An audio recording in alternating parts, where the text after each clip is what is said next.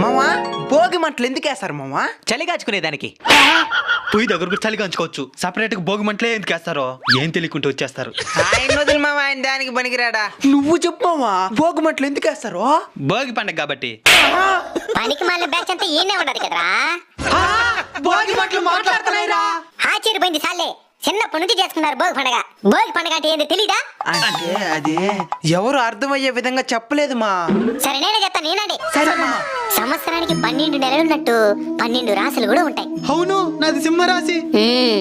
సూర్య భగవానుడు ఒక్కో రాశిలో ఒక్కో నెల చొప్పున 6 నెలలు 6 రకాల రాశులలో, ఇంకో 6 నెలలు ఇంకో 6 రాశులలో ఉంటాడు. కర్కాటక రాశి నుండి ధనుర్ రాశి వరకు సూర్యుడుండే 6 నెలల సమయాన్ని దక్షిణాయనం అంటారు. మకర రాశి నుండి మిథున రాశి వరకు ఉండే 6 నెలల సమయాన్ని ఉత్తరాయణం అంటారు. భోగి అనేది దక్షిణాయనంలో చివరి రోజు అన్నమాట. అప్పుడు రేపు ఏ ఆయనం ప్రారంభమవుతుంది? ఉత్తరాయణం.